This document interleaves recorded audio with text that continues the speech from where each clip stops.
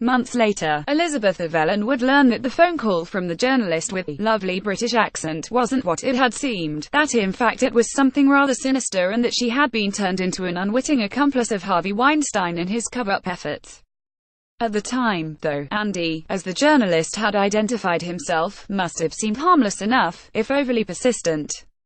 He promised he was a very trustworthy person, and while his questions were prying, he was gentle in asking them. Andy was frank about what he was looking for: information about a well-known actress who'd had an affair with Avellan's ex-husband, director Robert Rodriguez. "I've been writing about a lady called Rose McGowan, who I expect is someone you're not very friendly with," he told Avellan. "Right, UHHHH," replied Avellan, herself a film producer with dozens of credits to her name, including Sin City and The Faculty. It was a moment of hesitation, soon overcome. TED tie via Getty Images. Harvey Weinstein spent years working to bury stories about UAL assault and harassment allegations against him. In the interview, a transcript of which was obtained by HuffPost, Andy coaxed Avellan into speaking at length about her former husband, about McGowan, about what she'd heard had happened that night in 1997 between McGowan and Weinstein at the Sundance Film Festival. Today, roughly a year after the phone call, we know Andy was actually working on behalf of Weinstein, whether he knew it or not, and that his interview with Avellan would wind up in the hands of the mogul, part of Weinstein's campaign to undermine his eventual accusers. The transcript is a case study in how Weinstein used a corrupted sort of journalism in waging that campaign, until the real thing finally brought to him down. Earlier this month, Ronan Farrow published an exhaustive account in The New Yorker of Weinstein's army of spies, which he deployed in his ultimately unsuccessful attempt to suppress stories about his decades-long history of alleged UAL assault and harassment. Weinstein hired private security agencies, including one called Black Cube, run by former Israeli intelligence officers, and another called PSOPS, in Los Angeles, to keep tabs on actresses and journalists. He also enlisted journalists in his campaign to investigate and discredit not just accusers but other journalists. As Farrow first reported, one of Weinstein's foot soldiers was Dylan Howard, the chief content officer of American Media Inc. AMI, which publishes tabloids including the National Enquirer, where Howard also serves as editor-in-chief. Howard's spy work on behalf of Weinstein apparently centered on McGowan. In October 2016, the actress, whose roles have included the TV show Charmed and the feature film Scream, fired off a series of tweets that we now know were about Weinstein. Using the hashtag #WomenDon'tReport, she said not only that she had been raped but that a studio boss had done it. Why hadn't she reported her rape? Because, she tweeted, "My ex sold our to my rapist for distribution." Later that fall, Andy interviewed Avellan on behalf of Coleman Rayner, a Los Angeles-based news and photo agency that works on stories for various tabloids. HuffPost Harvey Weinstein and National Enquirer editor-in-chief Dylan Howard exchanged emails about an interview seeking dirt on Rose McGowan. Soon after, the interview ended up in Howard's hands. "I have something amazing," Howard gushed in an email to Weinstein dated Dec. 7 and obtained by HuffPost. Ronan Farrow also published excerpts from the email exchange. "My guy spoke with Elizabeth Avellan. She is a good talker." He went on to describe unflattering things Avellan had said about McGowan during her conversation with Andy. "This is the killer," Weinstein replied. "Especially if my fingerprints are not on this." "They are not," Howard assured him. HuffPost Howard wrote to Weinstein describing the Elizabeth Avellan interview. In separate, contradictory statements to HuffPost, a spokesperson for Weinstein and a spokesperson for AMI denied the two were in cahoots. According to the Weinstein spokesperson, the mogul wasn't trying to discredit an accuser, he had merely proposed a story idea for Howard to pursue. Last fall, Mr. Weinstein gave Mr. Howard a news tip that Mr. Howard agreed might make a good story, the spokesperson explained in an email to HuffPost. Mr. Howard pursued the tip and followed up with Mr. Weinstein as a courtesy but declined to publish a story. Any suggestion that there was a payment for any information is false. HuffPost The AMI spokesperson had a different story. There was no news tip. The company claimed that because it had a partnership with the Weinstein Company to develop various television projects, Howard wanted to investigate McGowan's accusations to protect AMI's interests. Mr. Weinstein insisted that women were making false accusations against him, and gave Mr. Howard a list of contacts whom, he claimed, would undermine the women's claims, the spokesperson said. Mr. Howard felt he had an obligation to protect Tommy's interests by seeking out, but not publishing, information about those women, and he assigned a freelancer to interview Ms. Avellan in Texas, where she lived. The spokesperson agreed with Weinstein's representative that no money had changed hands. The spokesperson also took care to note that Amy had denied one key Weinstein request. Amy never published any of the information he received despite Mr. Weinstein's constant requests to Mr. Howard. As for Andy, we couldn't confirm his identity, and Coleman Rayner refused to allow HuffPost to speak to anyone at the company about the Avellan interview. There will be no comment from Coleman Rayner, explained the person who answered the phone when we called. You need to go back to Amy. There's nothing to say. There will be no comment.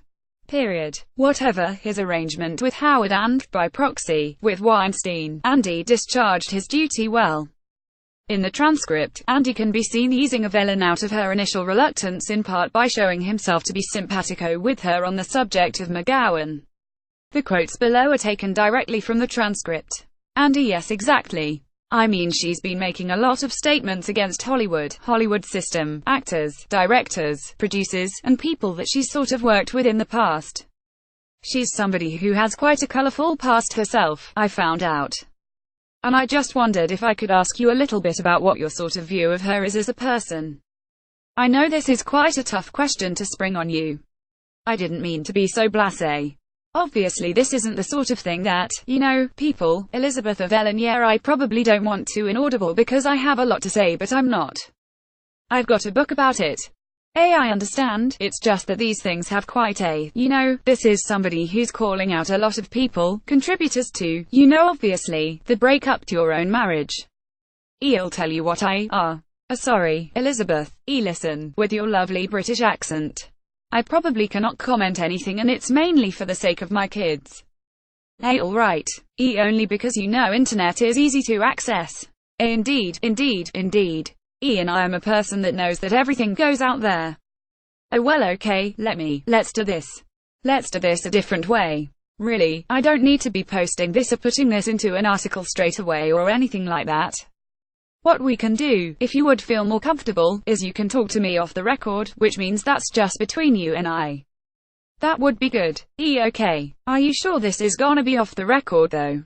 How do I know that? Well, there you go, you see. And I'll tell you, Andy, I get along really well with my ex-husband.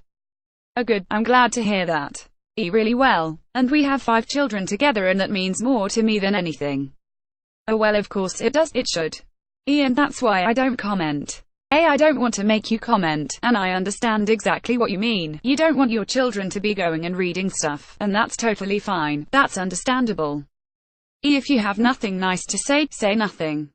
But for my own sort of research purposes, it would really help me out if you would tell me a little bit about what happened. Just so that I know. And I promise you I won't do anything with it. How do I know it's off the record? That's my problem. I mean, you could look me up, or I can send you some information about myself.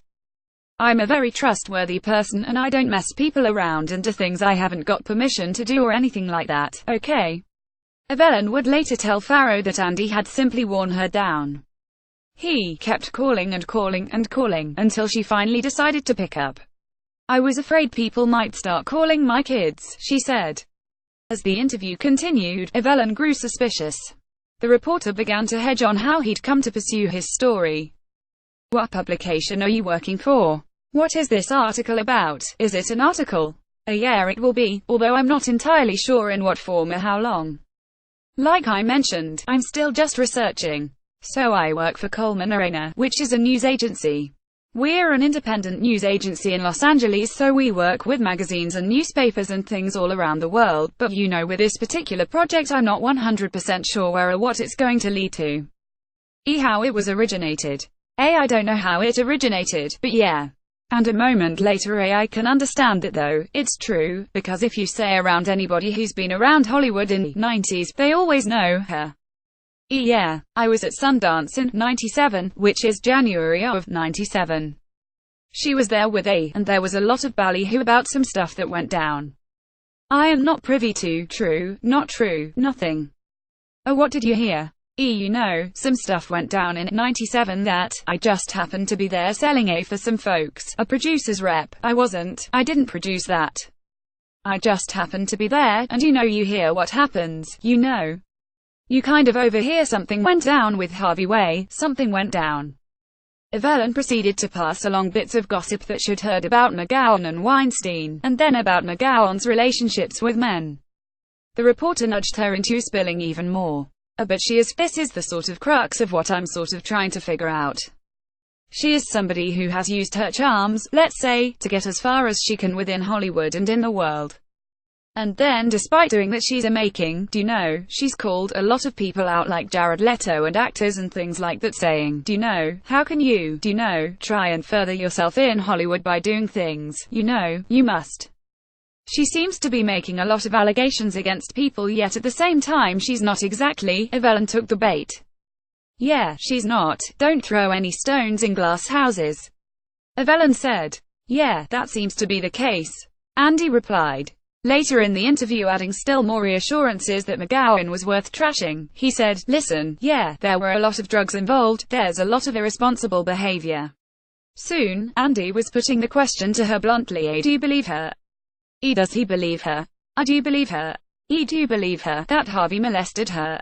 Yeah, no, do you have information you want to share with HuffPost? Here's how. Our emails are jason.cherkas@huffpost.com and maxwell@huffpost.com. If you use the secure email service ProtonMail, we are available at maxwellhuffpost@protonmail.com.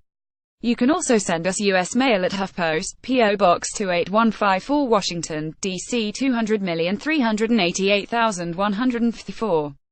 Download Jason Cherkas Reporter, HuffPost Maxwell Strachan Senior Reporter, HuffPost.